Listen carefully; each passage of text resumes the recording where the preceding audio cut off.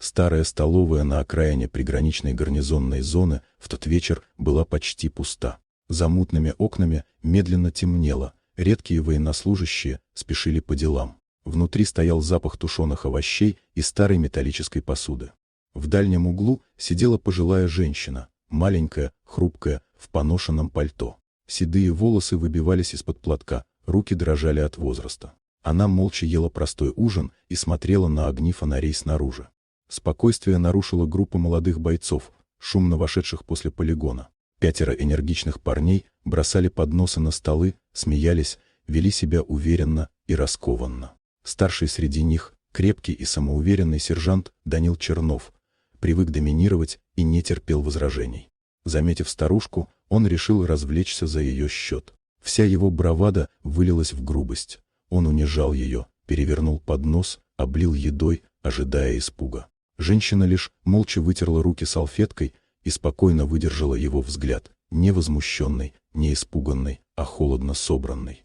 Это еще сильнее разодорило Чернова. Ему нравилось ощущение власти. Но в какой-то момент у входа в столовую появились 3 бойцов в черной тактической форме, элитное подразделение, о котором многие слышали, но редко видели. Их появление мгновенно изменило атмосферу. Командир группы, мужчина лет 40, увидев старую женщину, мгновенно потерял суровость. На его лице отразились тревога и почти болезненное уважение. Он обратился к ней по имени, и всем стало ясно – это не случайная посетительница. Она была матерью полковника Леона Рейна, легендарного офицера, которого боялись даже самые задиристые солдаты. Чернов побледнел. Осознание пришло слишком поздно. Элитники забрали его без лишних слов. Старушка не торжествовала, лишь тихо наблюдала, будто снова видя подтверждение простой правды. Грубость всегда возвращается к тому, кто ее выбрал.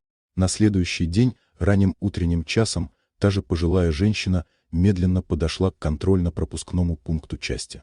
Она держала маленький сверток, домашние пирожки. Хотела передать сыну. Дежурный на КПП, капрал Азимов, известный резкостью и высокомерием, встретил ее пренебрежением. Считая себя выше любого гражданского, он нагрубил, толкнул ее, выбил сверток из рук и наступил ботинком на распавшийся пакет.